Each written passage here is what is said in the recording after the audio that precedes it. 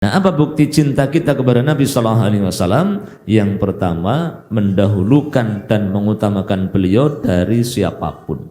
Hal ini dikarenakan Nabi Sallallahu Alaihi Wasallam adalah makhluk pilihan dari Allah Subhanahu Wa Taala. Sebagaimana sabda beliau, Innallaha astafa Kinanata min waladi Ismail, wastafa Quraisyan min Kinanah, wastafa min Quraisyin Bani Hashim, wastafani min Bani Hashim. Sesungguhnya Allah telah memilih Kinanah yang terbaik dari keturunan Ismail. Lalu Allah pilih Quraisy yang terbaik dari Kinanah. Allah pun memilih Bani Hashim sebagai yang terbaik dari Quraisy. Lalu Allah pilih aku sebagai yang terbaik dari Bani Hashim.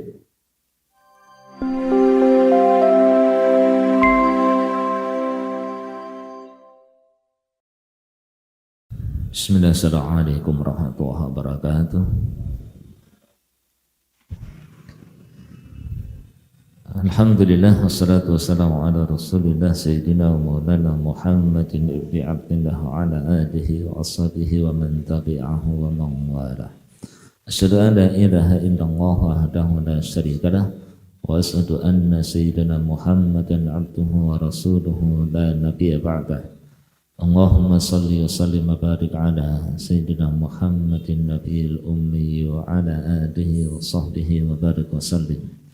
Qala Allah ta'ala fil Qur'anil Karim ba'da na'udzu billahi minasy syaithanir rajim. Ya ayyuhalladzina amanu taqullaha haqqa tuqatih wa la tamutunna illa wa antum muslimun. Wa qala Rasulullah sallallahu alaihi wasallam ittaqillaha haitsuma kunta wa sayyi'atal hasanata tamhuha wa khaliqin nas bi khuluqin hasanin. Allahumma arhamna bil Qur'an sadaqallahul azim wa sadaqa rasuluhul karim. Khanidina khatilah ibu bapak dan saudara jamaah kajian duha yang dirahmati oleh Allah. Bersyukur kepada Allah Subhanahu wa taala atas seluruh limpahan karunia-Nya. Salawat dan salam semoga dilimpahkan kepada manusia terbaik sepanjang zaman, Rasulullah Muhammad sallallahu alaihi wasallam.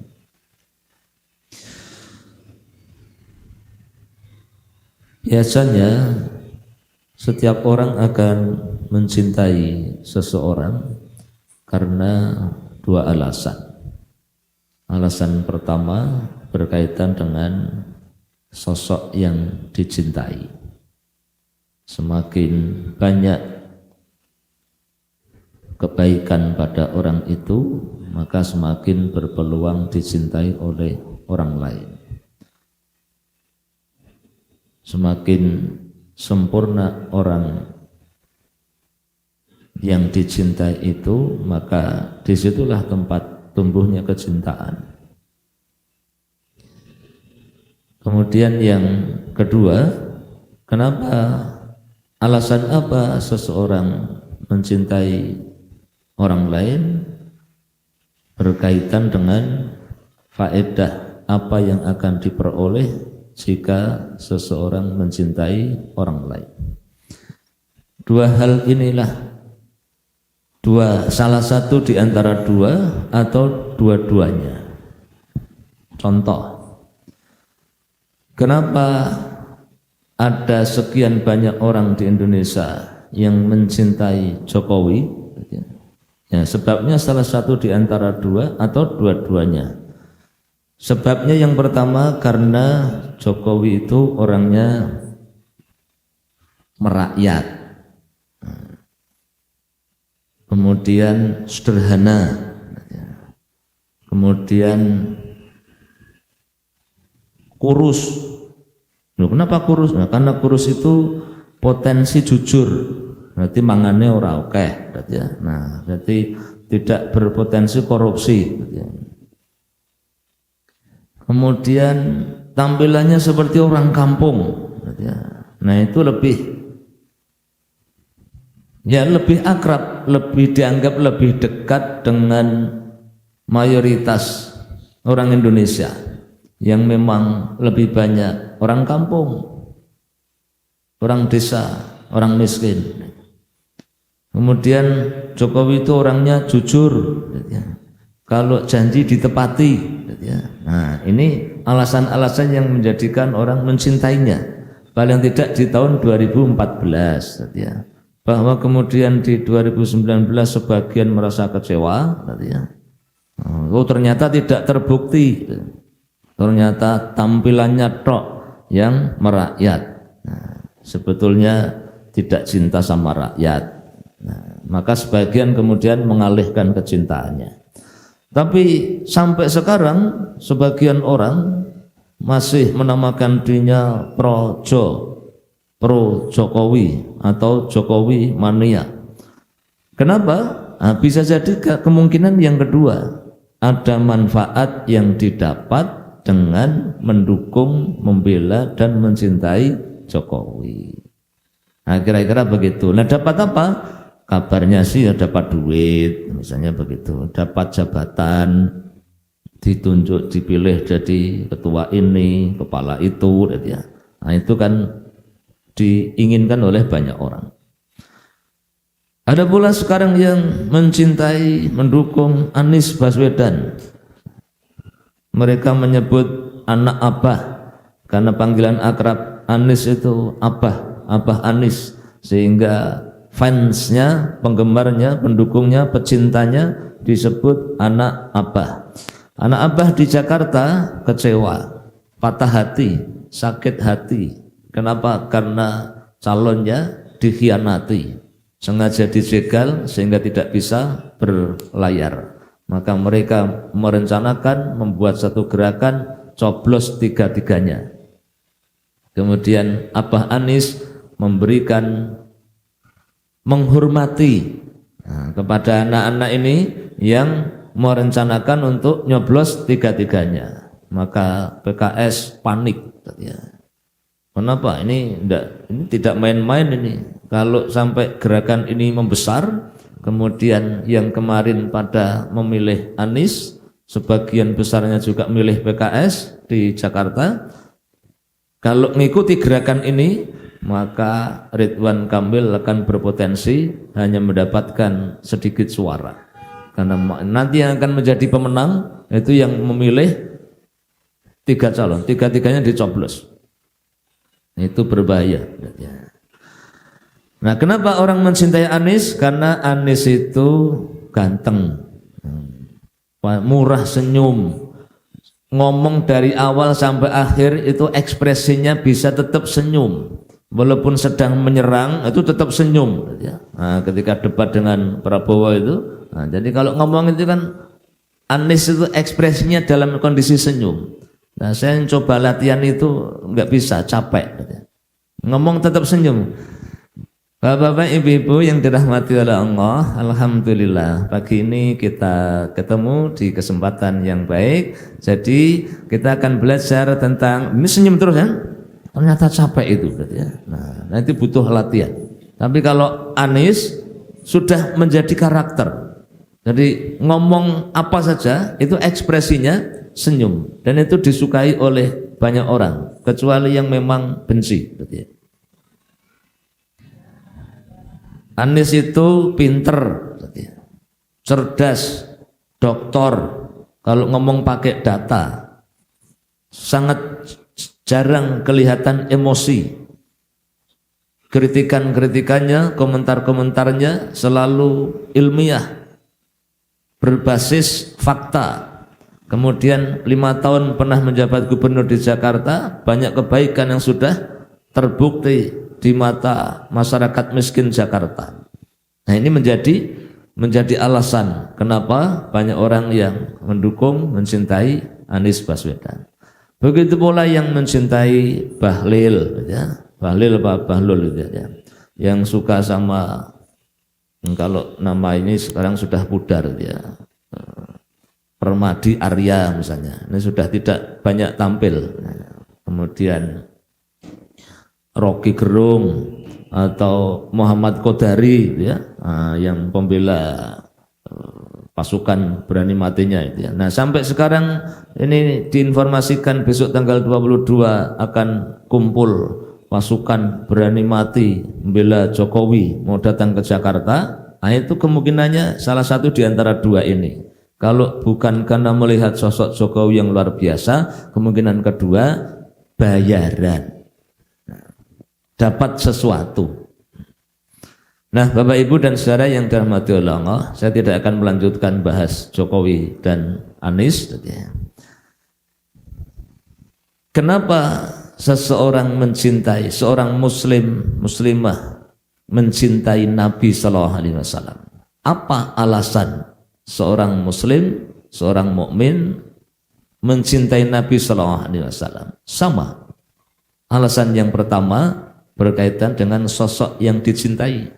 Semakin sempurna orang yang dicintai, maka disitulah tempat tumbuhnya kecintaan.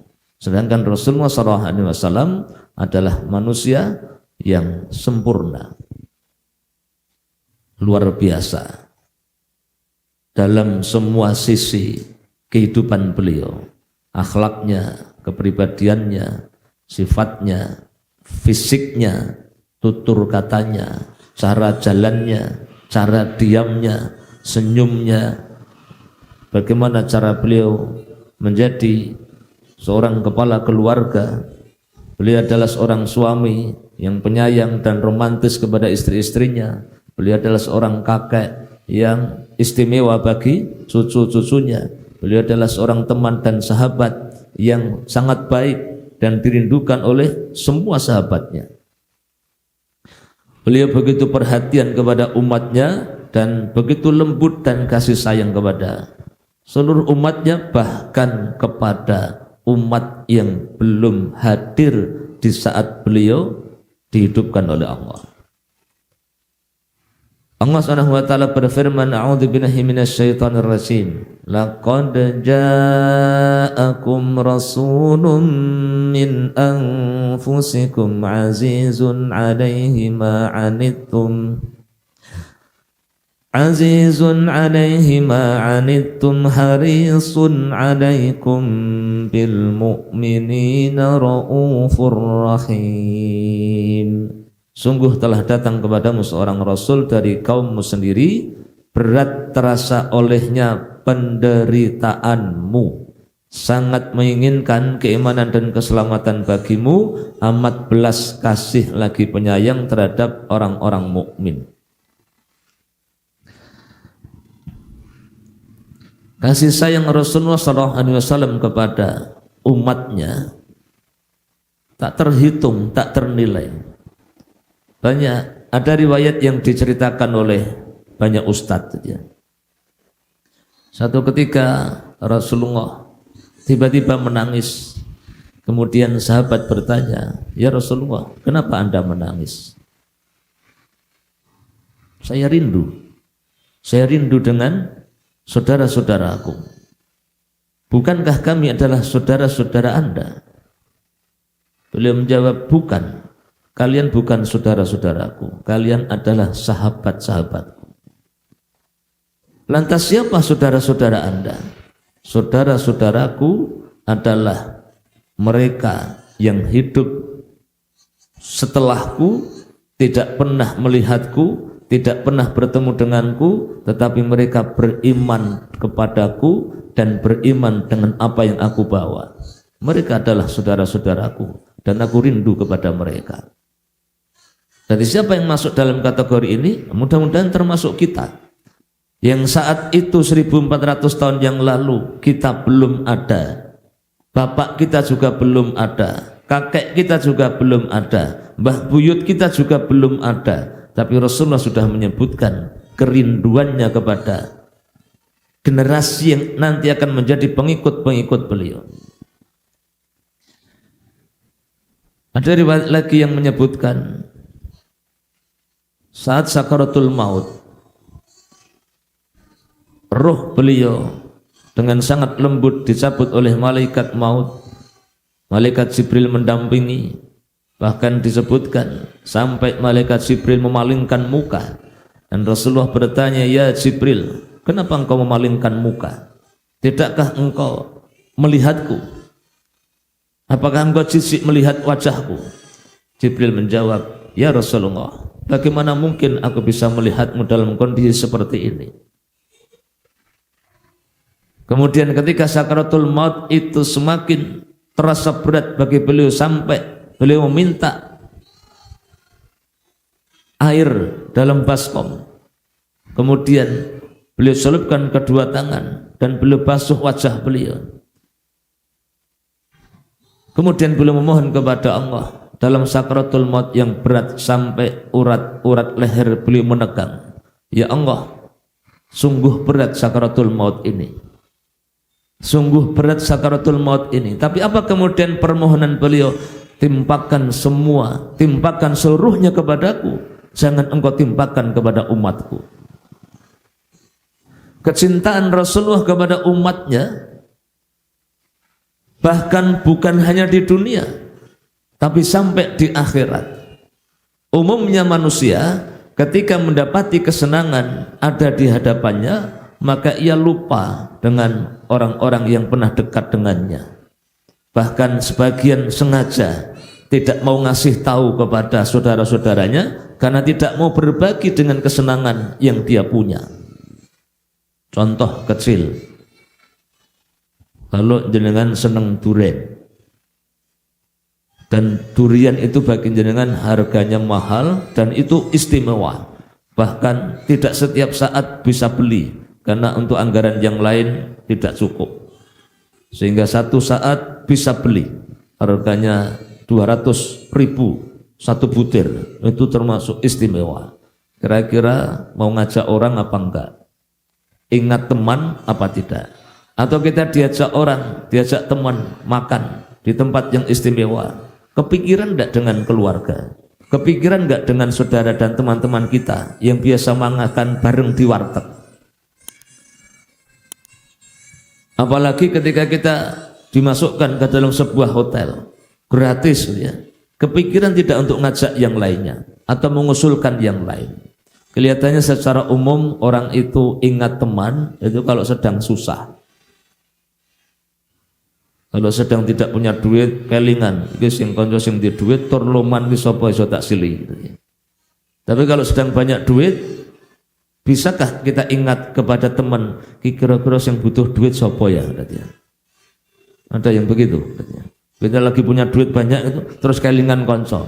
Kita ana sing butuh disilihi. Nah, terus pengumuman pasang status teman-teman yang sedang butuh pinjam uang, ini saya ada 5 juta nganggur, ya.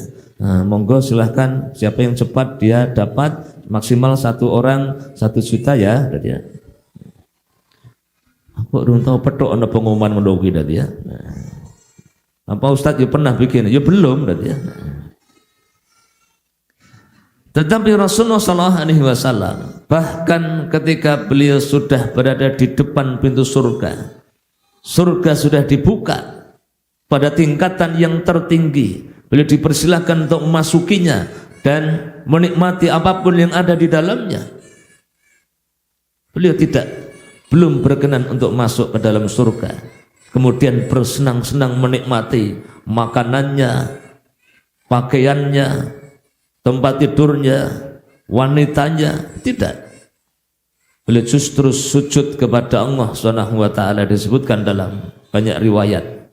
Beliau sujud dalam sujud yang panjang, kemudian ditanya oleh Allah dan Allah Maha tahu, "Ada apa Muhammad?" "Ya Allah, umatku sangat banyak yang berada di dalam neraka. Ampuni mereka ya Allah." Kemudian Allah perintahkan, "Masuklah kamu ke dalam neraka, ambil siapapun di antara umatmu yang memiliki keimanan sebesar biji kurma." Maka Rasulullah masuk ke dalam neraka dan tidak ada satupun tempat yang beliau datangi kecuali apinya menjadi dingin untuk beliau. Kemudian beliau ambil, Allahu alam teknisnya bagaimana tidak dijelaskan, saya tidak pernah mengetahui. Apakah digotong siji-siji atau koplak terus melayu ya, atau langsung pengumuman terus kelihatan seret ya ketok imane langsung pada berdiri, Allahu a'lam. Kalau diambil seperti di dunia, teknisnya seperti ngurusi orang kena bencana di dunia, wah luar biasa sekali. Umat sejak zaman dulu sampai terakhir nanti yang punya iman tapi dosanya juga banyak harus masuk ke dalam neraka. Jumlahnya bisa jadi ribuan, bisa jadi ratusan ribu, bisa jadi jutaan. Kalau Rasulullah harus mengambilnya satu demi satu, luar biasa sekali capeknya. Tapi kalau menghendaki mudah, maka tidak ada yang sulit. Setelah itu apakah kemudian beliau merasa cukup, kemudian masuk surga dan bersenang-senang? Tidak. Beliau sujud lagi meminta kepada Allah, dan Allah bertanya lagi, sedangkan Allah Maha tahu. Ya Muhammad, apa lagi? Ya Allah, masih sangat banyak umatku yang berada di dalam neraka. Ampuni mereka ya Allah, keluarkan mereka dari neraka, masukkan ke dalam surga. Kemudian Allah berfirman lagi, kembalilah kamu ke dalam neraka dan ambil siapa saja di antara umatmu yang memiliki keimanan sebesar separuh biji kurma. Maka belum masuk lagi ke dalam neraka, diambil lagi. Apakah sudah cukup? Belum. Rasulullah masih sujud lagi dan meminta lagi kepada Allah Subhanahu wa taala, sampai Allah kemudian berfirman, ambil siapapun di antara umatmu yang memiliki keimanan meskipun seberat dzarrah di dalam hatinya. Dan jangan milih menjadi anggota yang ini. Aku ora apa-apa lah, keri-keri, akeh kancane berarti ya. Enggak. Jangan. Terlalu menyakitkan. Kena Covid we gluruan berarti ya. Jadi kecintaan Nabi SAW kepada umatnya ini tak terbayangkan, tidak dibatasi waktu, tidak dibatasi zaman. Bahkan ketika surga ada di depan mata, beliau tetap memikirkan umatnya. Alasan kedua, kenapa kita mencintai Nabi? Ya sama dengan orang-orang yang mencintai para pecinta Jokowi tadi. Para pecinta. Nah, kalau pecinta Anies potensi yang kedua ini belum tampak, tapi tetap sama punya harapan. Kenapa kita mencintai Nabi? Berkaitan dengan faedah apa yang akan diperoleh jika kita mencintai Nabi. Apa manfaatnya? Apa untungnya bagi kita? Kita mau dapat apa? Nah, kalau yang pecinta Jokowi kan jelas, kita dapat apa? Kalau mencintai Anies mungkin punya harapan. Kalau Anies yang memimpin Jakarta akan adil. Kalau Anies yang memimpin Indonesia berpotensi makmur. Nah, tapi harapan juga. Nah, kita juga memiliki harapan. Kenapa kita mencintai Nabi? Kita akan dapat apa? Yang pertama, kita akan mendapatkan, merasakan manisnya iman. Dari Anas radhiyallahu anhu, Nabi sallallahu alaihi wasallam bersabda, "Thalathun man kunna fihi wajada halawatal iman. An yakuna Allah wa rasuluhu ahabba ilaihi mimma siwahuma, wa an yuhibbal mar'a la yuhibbu illa Allah, wa an yakraha an ya'uda fil kufri kama yakrahu an yuqdhafa finnar." Tiga perkara yang membuat seseorang akan merasakan manisnya iman, lezatnya iman, yakni satu, an yakuna Allah wa rasuluhu ahabba ilaihi mimma siwahuma, Allah dan Rasulnya lebih dicintainya daripada keduanya, dari selain keduanya. Kemudian yang kedua, wa yuhibbal mar'a la yuhibbuhu illallah, mencintai saudaranya hanya karena Allah. Dan yang ketiga, wa yakrahu an ya'udha fil kufri kama yakrahu an yuqdhafa finnar, benci kembali kepada kekufuran sebagaimana benci dilemparkan ke dalam api. Seseorang akan merasakan manisnya iman kalau ia memiliki tiga hal di dalam hatinya. Satu, menempatkan kecintaan kepada Allah dan Rasulnya di atas segalanya. Inilah yang menjadikan kenapa para sahabat Nabi radhiyallahu anhum memiliki ketahanan, keteguhan, kesabaran yang luar biasa menanggung beratnya ujian untuk mempertahankan iman, sehingga Bilal bin Rabah tahan meskipun dia ditelanjangi, dilemparkan di bawah terik matahari, dihamparkan di atas pasir yang panas, ditindih dadanya dengan batu, dipukul, diinjak, diiming-imingi air, dalam kondisi kehausan, kepanasan dan berdarah-darah. Apa yang menjadikan Bilal tahan sehingga yang terucap dari lisannya Allah Ahad, Ahad, kecintaannya kepada Allah dan kecintaannya kepada Rasulullah di atas segalanya. Apa yang menjadikan Khubayb bin Adi radhiyallahu anhu memiliki kesabaran dan keteguhan saat beliau ketangkap musuh yang menjanjikan damai, tapi ternyata kemudian menipu. Beliau ditangkap, kemudian disalib, diikat di tiang salib, kemudian dijadikan sebagai sasaran panah, tombak, pedang. Apa yang menjadikan beliau bertahan? Kecintaannya kepada Allah dan Rasulnya Shallallahu Alaihi Wasallam di atas segalanya. Badannya merasakan sakit, tapi hatinya tetap lurus, tegak, kokoh, tersambung kepada Allah Subhanahu wa taala. Bapak Ibu dan Saudara yang dirahmati oleh Allah. Kemudian yang kedua, mencintai orang lain, mencintai manusia karena cinta kepada Allah. Dan yang ketiga, benci kembali kepada kekafiran sebagaimana ia benci jika dilemparkan ke dalam api. Maka mencintai Rasulullah, apa yang akan kita dapatkan? Kita akan merasakan manisnya iman. Kemudian yang kedua, faedah apa yang akan didapat oleh orang yang mencintai Rasulullah? Dia akan diberikan kesempatan oleh Allah untuk bersama dengan Rasulullah di akhirat kelak.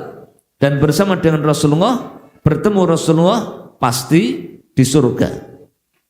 Karena Rasulullah tinggal di surga. Dari Anas bin Malik, beliau mengatakan ada seseorang yang bertanya kepada Nabi SAW, "Ya Rasulullah, mata sa'ah?" Wahai Rasulullah, kapan terjadinya hari kiamat? Rasulullah menjawab dengan balik bertanya, "Ma'adattu laha?" Apa yang engkau persiapkan untuk menghadapinya? Orang itu mengatakan, saya tidak mempersiapkan hari itu untuk hari kiamat itu dengan banyak sholat, dengan banyak puasa, dengan banyak sedekah. Tetapi yang aku punya adalah cinta kepada Allah dan Rasulnya. Maka beliau sallallahu alaihi wasallam bersabda, anta ma'a man ahbabta. Kalau begitu, kalau benar ucapanmu itu, maka engkau akan bersama dengan siapa yang engkau cintai. Dan riwayat yang lain, Anas mengatakan kami tidaklah pernah merasa gembira sebagaimana rasa gembira kami ketika mendengar Nabi SAW bersabda, anta ma'a man ahbabta. Engkau akan bersama dengan orang yang engkau cintai. Maka Anas pun mengatakan, kalau begitu aku mencintai Nabi SAW, Abu Bakar dan Umar. Aku berharap bisa bersama dengan mereka karena kecintaanku kepada mereka, walaupun aku tidak bisa beramal seperti amalan mereka. Ini perkataan Anas bin Malik yang sejak kecil tinggal bersama Nabi, di rumah Nabi selama kurang lebih 10 tahun. Belajar langsung dari Nabi. Tapi beliau mengatakan, saya mencintai Nabi SAW, Abu Bakar dan Umar. Saya berharap bisa tinggal bersama mereka, bisa ketemu mereka di akhirat kelak dengan kecintaanku kepada mereka. Walaupun aku sadar betul aku tidak bisa beramal seperti amalan mereka. Lantas bagaimana dengan kita? Anas saja merasa tidak bisa beramal seperti amalnya Abu Bakar dan Umar. Bagaimana dengan kita? Kita mau meniru Anas juga terlalu jauh. Terlalu jauh. Mau tiru pahlawan saja itu loh. Mau tiru amalnya Jenderal Sudirman itu kan sudah pusing tadi ya. Mau tiru amalnya Kiai Hasyim Asy'ari, Kiai Dahlan, mau tiru bagaimana amalnya Pangeran Diponegoro misalnya. Itu sudah terlalu jauh. Sudah berat tadi ya. Maka kita lebih layak untuk mendapatkan pertolongan dengan kecintaan kita kepada Rasulullah SAW. Yang ketiga, apa yang akan didapat oleh orang yang mencintai Nabi akan memperoleh kesempurnaan iman. Karena Rasulullah SAW bersabda, la yu'minu ahadukum hatta akuna ahabba ilaihi min waladihi wa walidihi wan nasi ajma'in. Seseorang tidaklah beriman, maksudnya imannya tidak sempurna hingga aku lebih dicintainya daripada anak dan orang tuanya serta manusia seluruhnya. Maka dengan dua alasan inilah tidak ada lagi alasan bagi siapapun orang-orang beriman untuk tidak mencintai Nabi Muhammad sallallahu alaihi wasallam. Nah, kemudian pertanyaan berikutnya adalah bagaimana orang yang mencintai Nabi itu? Apa bukti cinta seseorang kepada Nabi sallallahu alaihi wasallam? Karena cinta itu butuh bukti. Cinta tidak hanya ucapan di lisan. Walaupun ucapan di lisan itu penting pula untuk diverbalkan. Jadi jangan meremehkan ini para suami. Suami itu perlu mengucapkan cintanya kepada istri, walaupun dijawab alah gombal, ya. Kenapa? Karena banyak wanita itu sesungguhnya lebih senang digombali daripada dijujuri. Benar begitu, Bu? Pengen suaminya jujur apa gombal? Kalau jujur itu begini, Bu, kowe kok saya tua, nah itu jujur ya, jujur ya. Nah, penjenengan saya nom, nah, jawabannya kan ngono, kan jadi nggak bagus. Sebetulnya kamu mau saya jujur? Ya, laki-laki yang baik itu yang jujur tuh, Mas. Sebetulnya saya itu lebih senang dengan yang muda. Nah, kan lor hati kan tadi ya. Nah, jadi aku nak weruh cah-cah SMA tadi ya, santri sing kelas 3 SMA rasanya kok berbunga-bunga tadi ya. Nah, ayo jujur ini tadi ya, nah jujur. Nah, maka sebaiknya jangan jujur ya, Pak. Ya. Dalam hal ini, ya, tetap katakan walaupun usia kita tetap bertambah, cintaku kepadamu tidak pernah berkurang tadi ya. Nah, begitu kalimatnya, Pak. Atau semakin tambah usiaku, semakin kuat kecintaanku kepadamu. Tenan ki Mas. Lho ora percaya karo aku dadi ya. Nah, Allah gombal dadi ya. Tapi bar terus mlebu ning kamar ngoco dadi ya. Nah, jadi cinta itu perlu diucapkan. Tetapi cinta tidak hanya cukup pada ucapan. Cinta itu butuh bukti. Nah, apa bukti cinta kita kepada Nabi sallallahu alaihi wasallam? Yang pertama, mendahulukan dan mengutamakan beliau dari siapapun. Hal ini dikarenakan Nabi sallallahu alaihi wasallam adalah makhluk pilihan dari Allah Subhanahu wa taala. Sebagaimana sabda beliau, "Innallaha astafa Kinanata min waladi Ismail, wastafa Quraisyan min Kinanah, wastafa min Quraisyin Bani Hashim, wastafani min Bani Hashim." Sesungguhnya Allah telah memilih Kinanah yang terbaik dari keturunan Ismail. Lalu Allah pilih Quraisy yang terbaik dari Kinanah. Allah pun memilih Bani Hashim sebagai yang terbaik dari Quraisy. Lalu Allah pilih aku sebagai yang terbaik dari Bani Hashim. Di antara bentuk mendahulukan dan mengutamakan Nabi sallallahu alaihi wasallam dari siapapun, yakni apabila ada pendapat, apabila ada ucapan, sabda, hadis Nabi, baik yang bentuknya ucapan atau perbuatan atau takrir, persetujuan dari Nabi, kemudian ada pendapat orang setelahnya, manusia setelahnya, baik dia ulama, syekh, kiai, ustadz, buya, gus, doktor, profesor, atau apapun gelarnya, dan kemudian menyelisihi apa yang diucapkan oleh Nabi, menyelisihi perbuatan Nabi, menyelisihi persetujuan dari Nabi, maka kita harus mendahulukan yang datang dari Nabi sallallahu alaihi wasallam. Sebagaimana yang dijelaskan oleh Imam Asy-Syafi'i rahimahullah, kaum muslimin telah sepakat bahwa siapa saja yang telah jelas baginya ajaran Rasulullah SAW, maka tidak halal baginya untuk meninggalkannya karena perkataan yang lainnya. Kemudian yang kedua, membenarkan segala yang disampaikan oleh Nabi Sallallahu Alaihi Wasallam, dan ini adalah termasuk prinsip keimanan.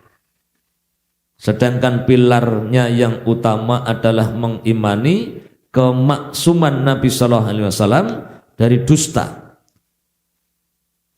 dan membenarkan segala yang dikabarkan oleh beliau tentang perkara yang telah lalu, tentang perkara yang sedang terjadi, dan tentang hal-hal yang akan terjadi di kemudian hari. Allah Subhanahu wa taala berfirman, A'udzu billahi minasy syaithanir rajim. Wan najmi idza hawa ma dhalla sahibukum wa ma ghawa wa ma yantiqu 'anil hawa in huwa illa wahyun yuha.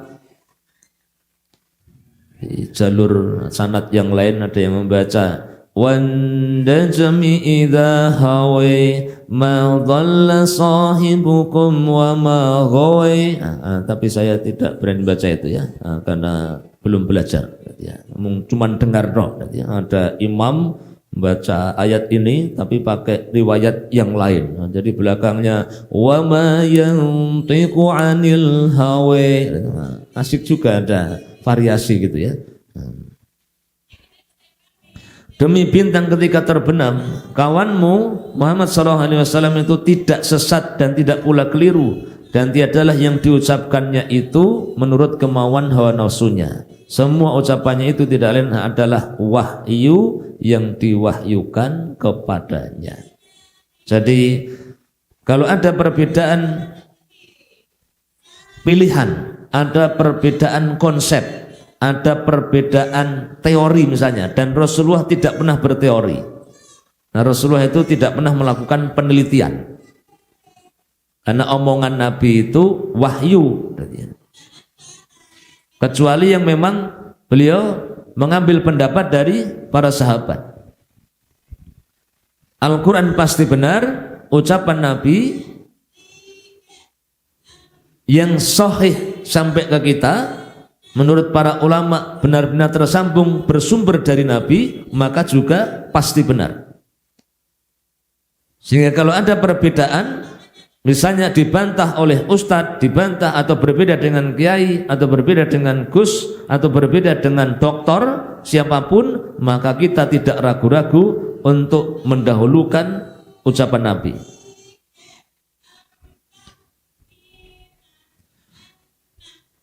Mendahulukan ucapan beliau juga membenarkan apapun yang datang dari beliau. Kita sudah paham atau belum, tetap yakin. Sudah ada penelitiannya atau belum, tetap yakin.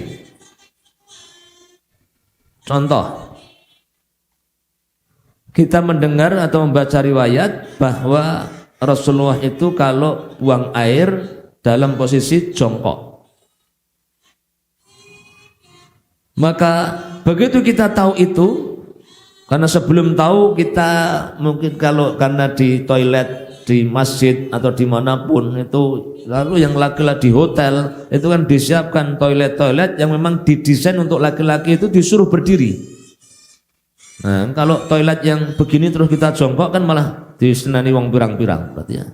Sudah, kalau toiletnya begini memang pas posisi berdiri, nah, kok kita jongkok malah ngotori yang di bawah kan berarti. Tapi seorang muslim, seorang mukmin yang tahu, oh ternyata Rasulullah kalau kencing, kalau buang air jongkok, maka kita berusaha jongkok. Belum ada teori kesehatan, kita mendahulukan kemudian membenarkan apapun dampaknya jongkok. Dan yang bersumber dari Allah dan Rasulnya pasti kebaikan. Ternyata kemudian ada dokter ahli kesehatan yang menemukan, yang membuat teori atau menjelaskan bahwa laki-laki yang kencing dalam posisi berdiri itu katup atau saluran kencingnya itu bukanya tidak sempurna. Tidak sempurnanya itu berapa persen? Allahu a'lam. Yang jelas bukanya tidak sempurna. Jadi kalau seperti selang itu kepencet. Nah, selangnya kepencet. Maka orang laki-laki yang kencing dalam posisi berdiri itu tidak tuntas keluarnya. Sehingga yang kencingnya berdiri itu potensinya celana dalamnya mesti bau amoniak, ya. Bau pesing. Ya. Kenapa? Karena pasti ada sisa yang keluar setelah kencingnya selesai, kemudian dia melakukan gerakan. Sehingga orang yang kencing berdiri, kemudian wudhu, kemudian sholat itu ada ruko, ada i'tidal, ada sujud. Nah itu biasanya ada sisa air kencing yang keluar, meskipun setengah tetes, tanpa disadari. Kemudian potensi sisa kencing itu akan berpotensi nanti menjadi penyakit. Bahkan kencing dalam posisi jongkok saja, ini mohon maaf, khusus laki-laki, itu masih ditambah anjuran untuk diurut. Nah, ke sana ya, ada anjuran untuk diurut. Apa yang sing diurut? Sepatu nih tadi ya, sepatu atau apa, kolornya tadi. Supaya apa? Supaya tuntas. Tapi kesehatan itu, teori itu bagi orang-orang beriman tidak menjadi dasar dia mengikuti Nabi. Teori itu, kesehatan itu ya hanya menjadi bonus saja, menjadi penguat. Karena motivasi terbesarnya adalah mencintai Nabi, mengikuti Nabi, membenarkan apapun yang datang dari Nabi SAW.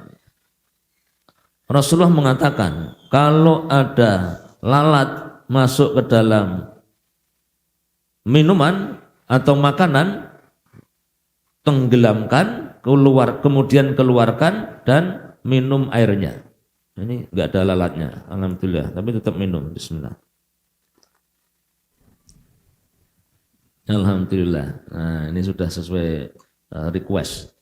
Enggak usah pakai gula berarti ya. Biar jelas jeruknya berarti ya.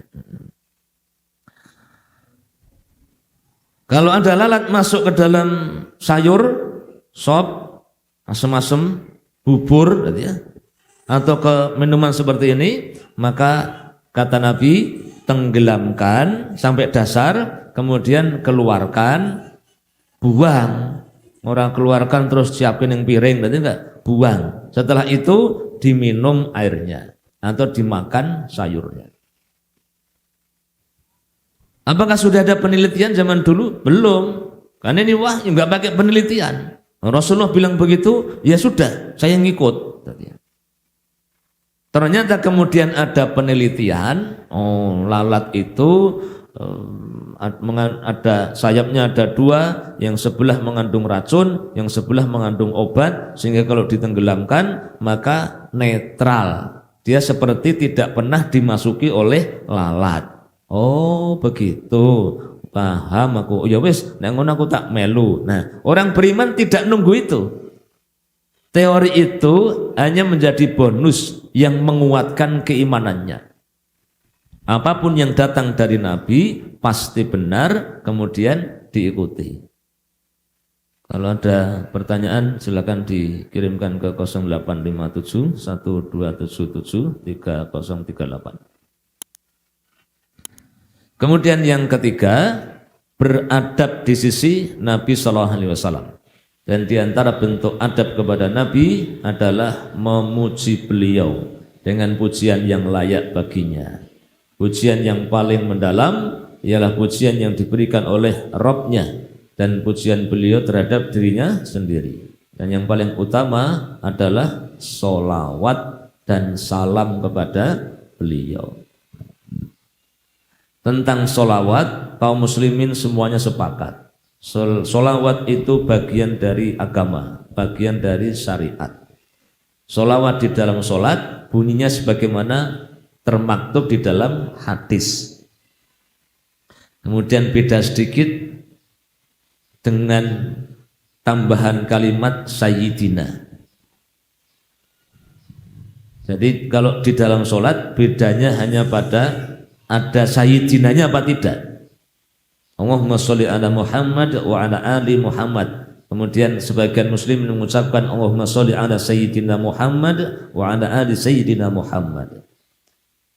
Bedanya hanya itu. Tapi di luar sholat, nah ini perbedaannya semakin banyak. Sebagian kaum muslimin kayak orang-orang salafi misalnya, itu sangat ketat. Sholawat itu ibadah. Nah karena ini ibadah, maka tidak boleh ngarang. Ya, sholawat itu sebagaimana yang diajarkan oleh Nabi, itu sholawat terbaik. Yang mana yang diajarkan oleh Nabi? Ya sholawat di dalam sholat itu. Sehingga tidak perlu ngarang-ngarang sholawat yang lain. Jadi kitab-kitab tulisan manusia itu tidak perlu. Tapi sebagian kaum muslimin berpendapat bahwa memuji Nabi dengan syair itu dibolehkan. Kenapa? Karena pernah ada sahabat yang memuji Nabi dengan kalimat-kalimat yang dia buat sendiri, tapi Rasulullah diam plus senyum. Itu menjadi dalil bahwa memuji Nabi dalam batas yang memang diizinkan, tidak berlebih-lebihan seperti orang-orang Nasrani memuji Isa alaihissalam. Nah itu ya dibolehkan. Sehingga muncullah kitab yang ditulis oleh Abu Ja'far al-Barzanji. Jadi kitab Barzanji atau kitab apalagi yang ditulis oleh Al-Busiri atau kitab yang ditulis oleh Ad-Dibai. Jadi kitab Diba. Isinya apa? Isinya mengenal Nabi, terkait dengan biografi Nabi, kemudian sholawat dan salam, doa untuk Nabi Shallallahu Alaihi Wasallam. Hanya yang kemudian kadang menjadi masalah karena yang baca tidak paham, yang tidak setuju juga tidak paham. Seringnya hanya dibaca Arabnya, tidak berusaha untuk ditambahkan dengan memahami isinya, sehingga hanya berfungsi sebagai ritual saja. Ibnu Taimiyah berpendapat bahwa orang-orang yang muslimin yang mengadakan acara maulid itu mudah-mudahan mendapatkan pahala dari Allah karena kecintaan mereka kepada Rasulullah SAW. Nah, di sisi ini kaum muslimin berbeda, para ulamanya berbeda pendapat. Nah, masih tetap ramai sampai hari ini dan akan terus berbeda sampai hari kiamat. Tentang hukum maulid itu akan terus berbeda. Sebagian berpendapat tidak boleh, ini masuk kategori bid'ah. Sebagian berpendapat boleh, ini adalah ungkapan ekspresi kecintaan kepada Nabi Sallallahu Alaihi Wasallam.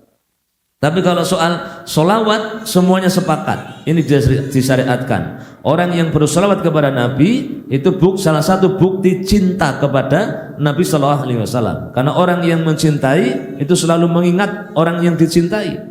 Orang yang cinta sering menyebut pihak yang dicintai. Orang yang cinta pengen ketemu dengan yang dicintai. Maka yang mencintai Jokowi pasti juga sering menyebut-nyebut Jokowi. Oh Jokowi. Nah itu yang mencintai Jokowi begitu. Nah, maka yang mencintai Rasulullah SAW pasti sering menyebut beliau. Allahumma sholli ala Muhammad wa ala ali Muhammad. Allahumma sholli ala Sayyidina Muhammad wa ala ali Sayyidina Muhammad. Allahumma sholli wa sallim wa barik ala Sayyidina wa maulana Muhammad.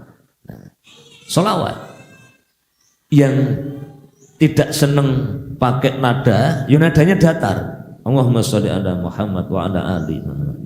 Allahumma sholli ala Sayyidina Muhammad wa ala ali Sayyidina Muhammad.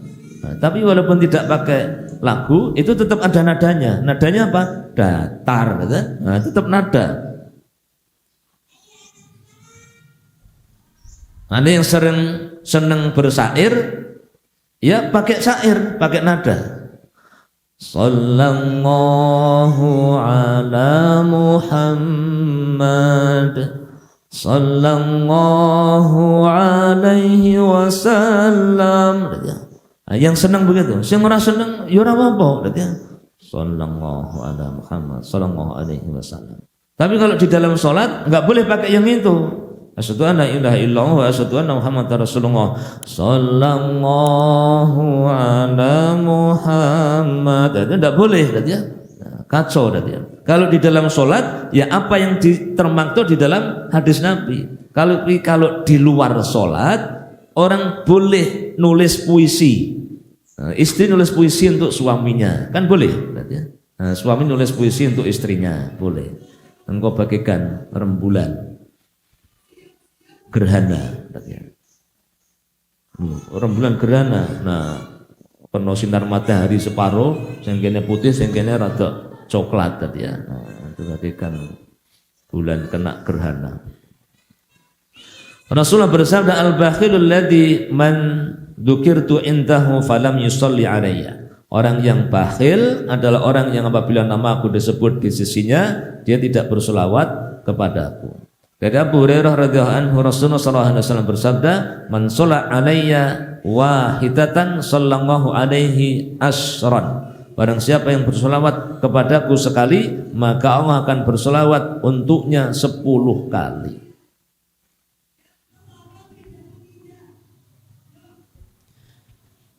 Allah Subhanahu wa taala berfirman, "Innallaha wa malaikatahu yusholluna 'alan nabi, ya ayyuhalladzina amanu shallu 'alaihi wa sallimu taslima." Sesungguhnya Allah dan malaikat-malaikatnya berselawat untuk Nabi. Wahai orang-orang yang beriman, berselawatlah kamu untuk Nabi dan ucapkanlah salam hormat kepadanya. Satu-satunya perintah yang Allah perintahkan kemudian dia juga melakukan, redaksinya innallaha wa malaikatahu yusholluna 'alan nabi. Itu ya hanya solawat. Walaupun para ulama menjelaskan makna solawat dari Allah untuk Nabi itu bukan doa. Doa itu ditujukan kepada Allah. Tidak mungkin Allah mendoakan, tidak perlu mendoakan. Doa itu ditujukan kepada Allah, maka Allah tidak perlu dan tidak mungkin, tidak logis Allah kok mendoakan. Maka maknanya menurut para ulama, Allah berselawat kepada Nabi ya melimpahi rahmat dan kasih sayangnya. Satu-satunya perintah yang dia turunkan kemudian dia juga melakukan hanya sholawat. Allah perintahkan sholat, Allah tidak sholat. Allah perintahkan puasa, Allah tidak perlu puasa. Allah perintahkan haji, Allah tidak perlu haji. Tapi Allah perintahkan sholawat kepada orang-orang beriman. Allah menyebut dirinya dan para malaikatnya juga bersolawat kepada Nabi Sallallahu Alaihi Wasallam. Maka bersolawatlah kepada Nabi, perbanyaklah bersolawat, dan biarkan kaum muslimin yang lainnya mengekspresikan kecintaannya dengan bahasa mereka. Kita boleh tidak sependapat, tapi sebagaimana ucapan Ibnu Taimiyah, mudah-mudahan mereka mendapatkan pahala karena kecintaannya kepada Nabi Sallallahu Alaihi Wasallam. Kemudian yang terakhir, dan tidak hanya 4 sebetulnya, banyak, tapi saya cukupkan yang keempat, bukti cinta kita kepada Nabi adalah ittiba, mencontoh Nabi Sallallahu Alaihi Wasallam serta berpegang kepada petunjuknya. Qul in kuntum tuhibbunallah fattabi'uni yuhibbukumullah wa yaghfir lakum dzunubakum. Jika kamu, katakanlah jika kamu mencintai Allah, maka ikutilah aku. Niscaya Allah mengasihi dan mengampuni dosa-dosamu. Apanya yang harus kita ikuti dalam urusan ibadah? Wajib hukumnya mengikuti. Enggak ada pilihan, wajib hukumnya mengikuti. Bahwa kemudian kita mengikuti jalur ini, sanad ini berbeda dengan sanad, jalur atau madhab yang lainnya, yaitu sumbernya kepada Nabi Sallallahu Alaihi Wasallam. Nah, dalam urusan dunia kita diberikan keleluasaan untuk berkreasi.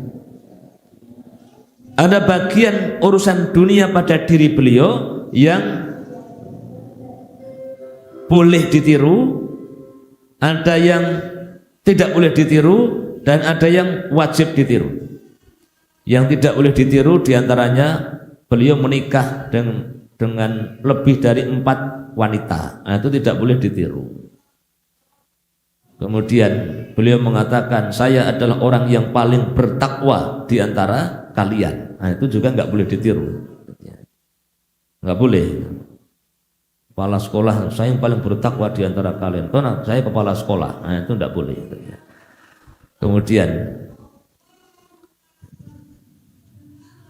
pakaian boleh sunnah ditiru, tapi tidak wajib. Rasulullah pakai gamis, pakai sorban, itu sunnah ditiru, tapi tidak wajib untuk ditiru.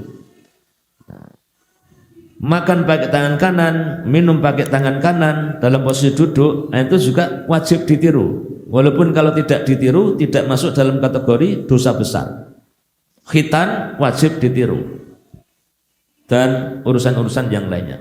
Makan pakai tangan, pakai jari-jari, tanpa sendok, tanpa suru, tanpa macam-macam, garpu, pakai jari-jari, itu sunnah untuk ditiru, tapi tidak wajib.